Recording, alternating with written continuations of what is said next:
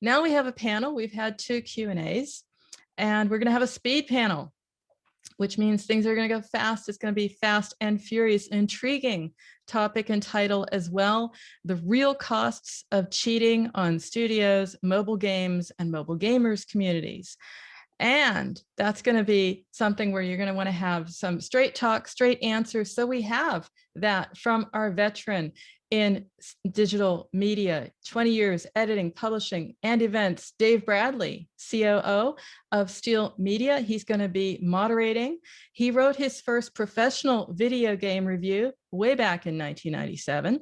He's been with Steel Media since 2016, where he oversees teams, including the event marketing crew, the editorial staff, of course, on pocketgamer.biz and blockchaingamer.biz. He's often found hosting panels at conferences. That's why he's here. He's the right person to speak with also about press coverage of your games. So make a note of that. He's leading our speed panel. And I have to say, aptly named that as well, because I have a fun fact about one of his panelists. Steve Huin, CMO of Irdeto, walks the talk. This is going to be exciting. He gets up to, get this, 300 kilometers, 180 miles on his motorbike on Hockenheim Ring racing circuit. Pretty cool stuff, because I'm nearby. I'm a fan of Nürburgring personally, but that's beside the point. I'll give it over to you, Dave, and your amazing panel to introduce them and kick it off. Thanks, Peggy. What a great introduction. Appreciate it. Thank you very much for welcoming us here. And hi, everyone. So yeah, I'm Dave Bradley. I'm the COO of Steel Media, and I'm going to welcome to the stage my speed panelists. So we're going to try and cover this topic of the real costs of cheating on studios, mobile games, and mobile gamer communities. And so I'd like to welcome now, we can unmute them. I'm going to dive in there and bring them to the stage, and then we're going to try to rattle through the questions I've got. This is a great panel. So let's start here. I can see we've got, let me start here with the order that they're on my screen. So Zaair Hussain, who's Business Development Manager at Miniclip. How are you doing, Zaair? Hey, Dave, good to see you. Yeah, you too. It's been a little while. I haven't seen you in person since Petra in our Jordan event about a year and a half ago. Yeah. Let's also bring to the stage Peeyush Gulati from Ubisoft Abu Dhabi. If you can just want to unmute there, that's great. And so 9 years out in the United Arab Emirates. Peeyush joins us from there. And of course, we've got Steeve Huin, who is from Irdeto, Denuvo by Irdeto. How are you doing, Steve? You and I spoke last week. Yes, hi.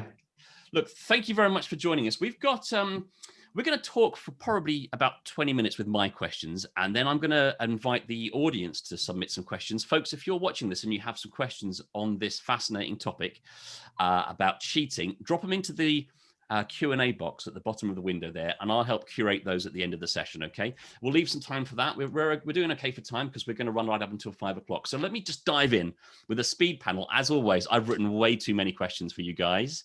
We're going to try and get through as many as we can. So let's just dive in. Steve, I'm going to come to you first, if I may. What exactly are we talking about here, right? It's a big question. We're talking about the real cost of cheating. What does cheating mean? What does it look like in practice?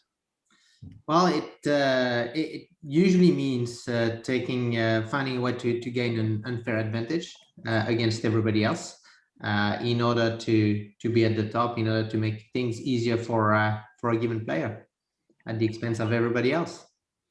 And how does that sort of manifest? Zaair, from your experience of working at Miniclip, what sort of cheating do you experience? Well, throughout the game industry, like not even specifically for Miniclip, there's usually 3 things that go into cheating. Either you're hacking the server, which is very rare, right? I mean, it happens, but it's very rare. In Miniclip, it's unheard of. Colloquially, people also, when they say hacking, they sometimes mean tampering with the client. That means the device that's actually in your hand, the thing you're playing with, right? And getting it to fool the server because it has been tampered with, which is a lot easier to do. And I think that's mainly what we're talking about here, I'm going to guess. And the third thing is just loophole exploitation. Like if there's something in the code of the game itself, that usually doesn't happen when a game has been heavily QA tested and then put in beta and then whatever, but it can happen, right? Like if there's some loophole that, like it's not a glitch exactly, it's just an exploit. And that happens, again, not just in mobile gaming, it happens across the board. in gaming everywhere, always has. Less so now, I feel like with more testing, but that can also be a way of cheating. Right. Okay, that's interesting, and we'll come back to the widespread nature of it. Peeyush, do you concur with that? Is that your experience as well? Yes, absolutely, Dave. To add further to it, there are more forms of cheating that are being widely used, especially when you talk about MMO. Cheating can happen through selling accounts these days, where players are getting advantage by selling them in real market. And also, we can observe with highly competitive games, there's a lot of refunds with first parties also happening these days, which also leads to kind of a cheating, because you paid for a service and a product, and then you gain advantage of it, and then after some time, you try to refund that entity back from the first parties. Right, that makes sense. So that's specifically what we're talking about here, compared to maybe other forms of hacking and tampering. It's about ways of the player taking advantage in one of the ways that we've spoken about. So let's dive into the next question then, coming back to the point that you made. How widespread is this problem? Zaair, you said that perhaps it's less widespread now, but even now, do you think that people, and I mean both developers and gamers, realize the scale of the problem? Steve, what do you think? Is the problem known about? Is it widespread? Just to say one thing, I didn't mean that cheating was not widespread. What I meant was exploitation. Exploitation of loopholes is less widespread. Sorry, that's a very good clarification. Thank you. Yes. So Steve, do people realize the scale of the problem? I think that the understanding is varying depending on the game publishers, but it is widespread, and there's often actually bad press associated with it as a consequence, right? As soon as people find a way to start cheating, then a game it becomes less popular relatively quickly, because then people don't want to go and play in that game anymore if they're going to be losing all the time against people that are seeing through walls, or finding ways to go around any measures that make things a lot more fair. Absolutely. And I think we'll come to that in a moment, the kind of economic impact on your game. But Peeyush, do you think that that developers realize that how big a problem this is, and realize that it's a problem they have to solve? It really depends from game to game and the target audience that you're dealing with. So one has to be, I would say, fortunate or unfortunate enough to be part of a game which has an audience that is very dedicated and very competitive, where they're going to try and use every means to find any exploit. But it's a big problem. I completely agree. It's a big problem, but at the end of the day, it depends upon the game you're dealing with. Right. So that's an interesting thing I want to come on to. There may be people watching this panel, developers in the audience. We've got 1,500 people here, and about 75% of them are developers, who maybe are suddenly thinking, uh-oh, I've never thought about this before. This is maybe a bigger problem. So Zaair, what is the economic impact of this? How does cheating impact on a developer's bottom line? Where are they going to see that causing a problem for them? To be fair, I'm not really it's not like I've seen the studies on this, and you'd have to do quite a lot of regression analysis, because you don't know exactly what the impact is, but it is widespread. And in fact, the more a chance of success your game has, I think as Peeyush was talking about, the more dedicated people are, the more money they're spending on it, the more the greater the player base it has. No less than Apex Legends PC launch. I mean, we could see what happened there, and more recently with Warzone. If you don't have a plan to address it, you are losing huge amounts of money, because this is the business of creating fun, right? And when people lose once, twice, and then 3 times, nobody likes losing anyway, but when you lose to something that is obviously like a hack, which is obviously someone's tampered with their device, or they haven't been banned, or whatever it is, that puts people off very, very fast. And if people aren't playing your game, they aren't paying for your game, right? It affects everything. All the things that are so important to developers, which is things like retention, things like player base, things like paying players who trust your game enough to spend money on it in a free-to-play model. It absolutely craters all of those. Steve, sorry. I was going to bounce and add to it, because we did recently a survey amongst gamers. I think it was in the thousands or 10 of thousands of people that we surveyed, and what we found is that basically about, almost everybody, 77% of people that were encountering cheating were immediately put off from the game. Right, so there's an immediate knee-jerk reaction at that point. But more importantly, and that's really what has been just said, in 50% of the cases, people will be much less inclined to spend more money in the game at that point, right? Because they're like, well, what's the point if I'm going to be losing anyway? Right, exactly. And the impact is very big, right? As a consequence of that, I think the impact is tremendous if people are going away not willing to spend money on the games. Yeah, precisely. If they don't want to, well, there's a trust issue as well, isn't there? Why would people want to pay if they feel that it's there's no need to, people aren't paying. Yeah. So let's look a little bit into some of the issues, the practical issues. I'm going to come to you first with this, Peeyush, if I may. What do games companies and studios currently do internally to solve this problem? Zaair mentioned about testing and so on. What options do companies have to deal with this? So as I said, yes, that certainly there can be, gaming companies do work on having specialized groups within the company that can focus on doing audits on the game and finding security loopholes at a very native level, like tampering data or checking how a client can manipulate the data.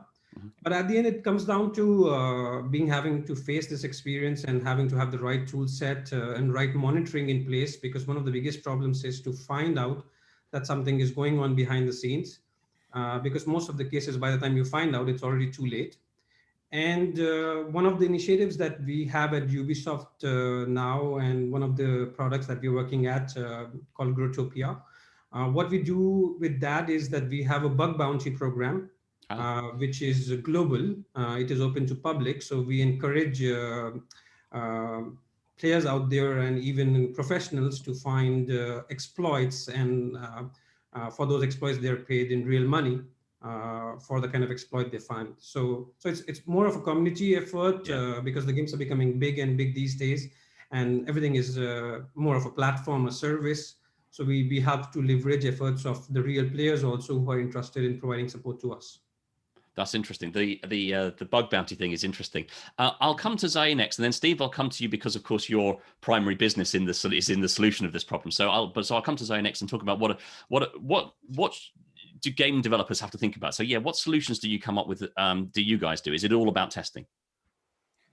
Part of it is about testing. Part of it is about there's ways to check if the client has been, by client again I mean device, has been tampered with in some way, or rather the program running on the device has been tampered with in some way, which, there's one thing Peeyush said is completely right. It requires a lot of reporting and constant monitoring, right? Because speed is very, very important here.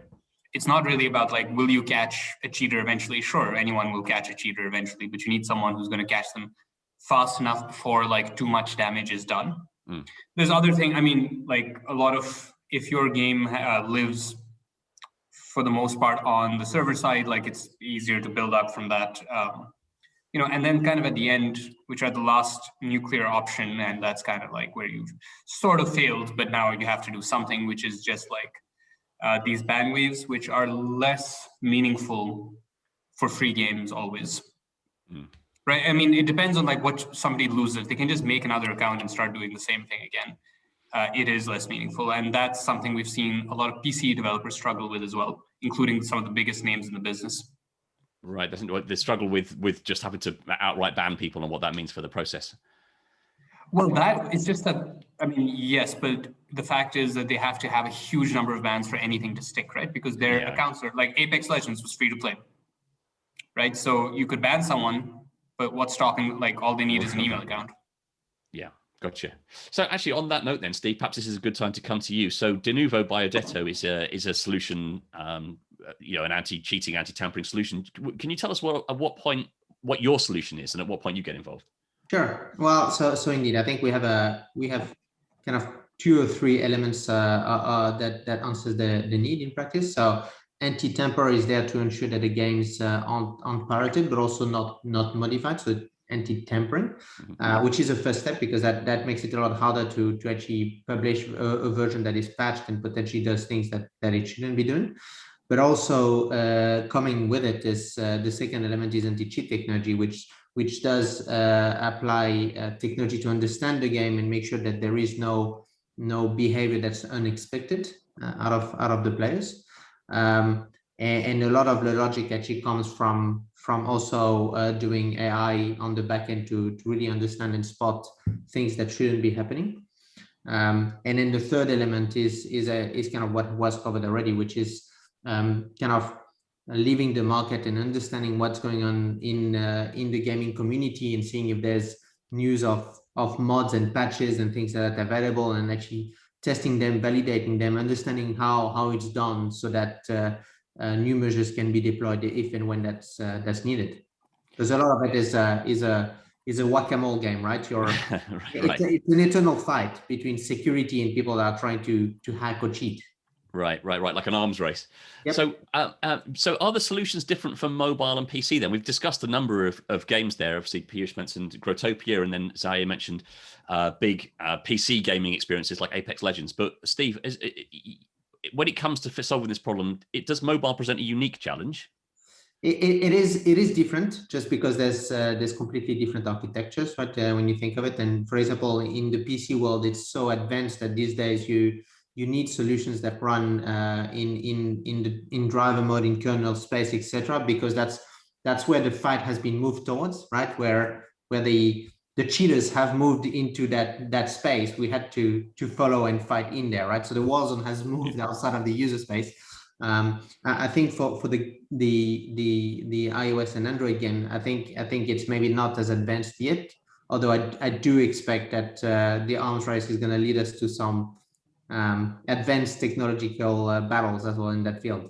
Right. I mean, I guess that the solution is to make the problem intractable rather than impossible. Like you said, if someone wants to crack it, someone will always pop up with the solution. You're just making it as hard as possible for them to do that. That's exactly right. In general, and that's across all the segments that I'm involved to, from healthcare to cars to things like that. What you realize, it's all about actually getting the prompt to go to somebody else. It's making sure the pirates are focused on something else. Then and it's too hard to go after any of the things that we secure. Right, gotcha. So I just want to remind people watching, we've got a few minutes left, actually. So if you have any questions for the panelists, please drop them into the Q&A box and I'll find them. This is a great opportunity to pick people's brains about what's happening in this space. But I've got a few more questions. I could go for right up until 5 o'clock. So do interrupt me, folks, if you have questions. So let's talk about the impact of these solutions that we're trying here. Obviously, we've spoken a little bit about the impact of cheating on you as a developer, but the solution, does that have an impact on the gamer? Do the things that we're talking about affect performance or battery life? What do people observe? Steve, I'm going to come to you because your solution, your solution is what you make. How do you balance the needs to take this problem on while delivering the best experience to the gamer? Yeah, it's I guess it's part of the magic that we provide today. Realizing as well that Denuvo is a team that's been at it for I think 14 years now. Mm-hmm. So today I think the impact on performance or battery life or things like that is basically imperceptible. And it's worth noting actually, and that's maybe the most interesting part I guess for the developers in general, is that it's also super easy for developers to apply, because it's a post build step. So it's, once the game is actually prepared, like in an APK form, for example, for Android, then basically that APK is submitted to Denuvo, which applies the technology, the magic, and then gives the APK back. So there is no need to understand the technology in practice. It's all actually done automatically. Gotcha. So, I mean, Peeyush and Zaair, what's your experience of that? The solutions that developers have to tackle problems of cheating, does it impact on the gamer? Obviously, the ideal solution is that the gamers don't notice anything, but can a solution always be imperceptible? What do you think, Peeyush?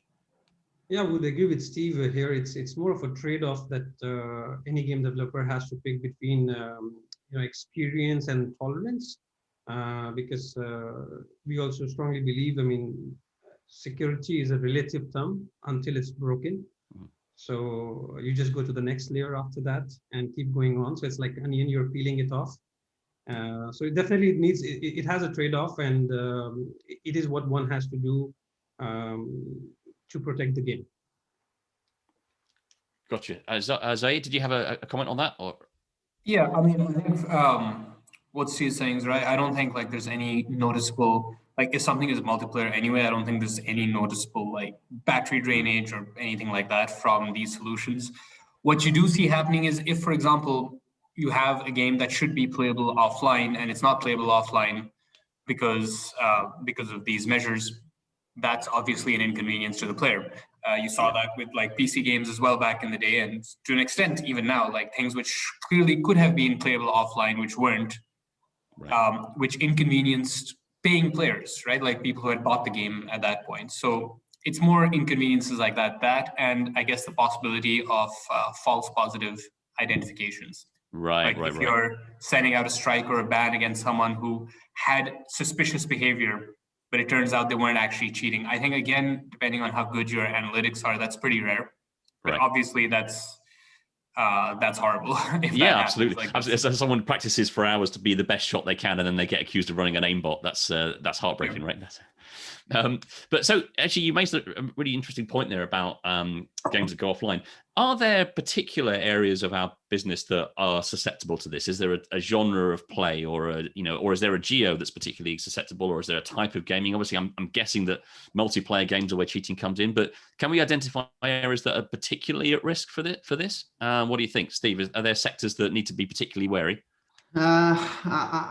In practice, it's on every kind of game where there is a competitive environment. It's kind of the answer. I think traditionally the first one that comes always to mind is the shooting games where people can see through walls and have a way to auto aim and things like that. But in practice, if you're playing a soccer game to driving a car, you will want to find an advantage in a shape or form. And fascinatingly enough, I think you'll even find cheating happening on what might constitute possibly boring game is probably the wrong term, but basically simpler games like the games that might be only on mobile, and that might be just playing with words and things like that. Let's go kind of casual games.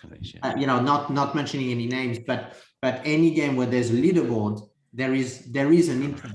There is, even if you're not actually doing direct online competitions, as soon as you have competition through a leaderboard, you will have people that will try and find a way to get at the top.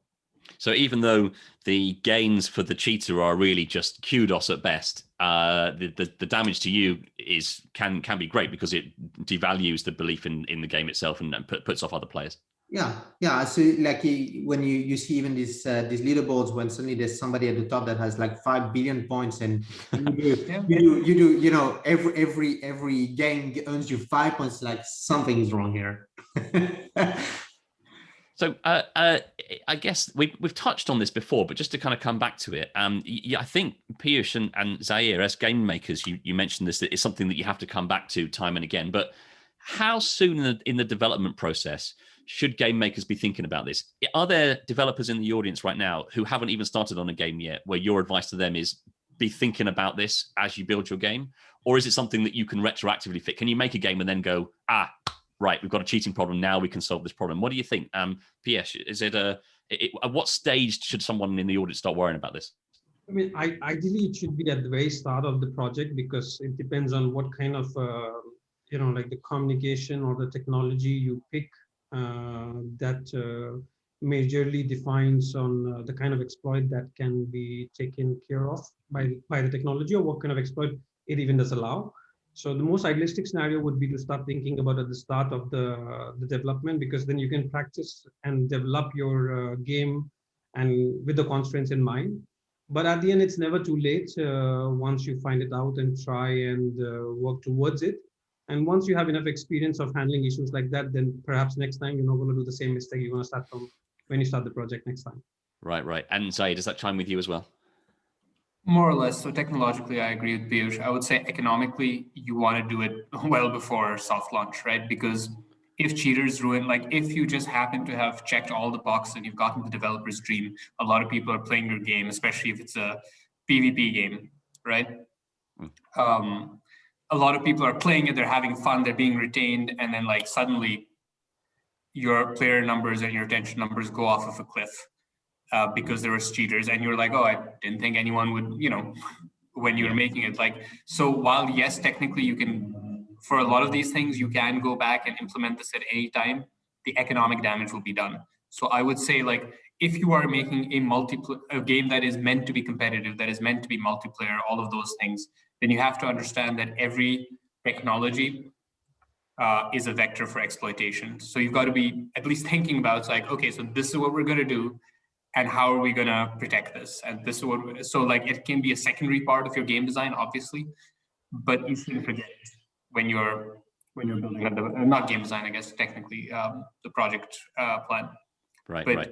It's got to be attached.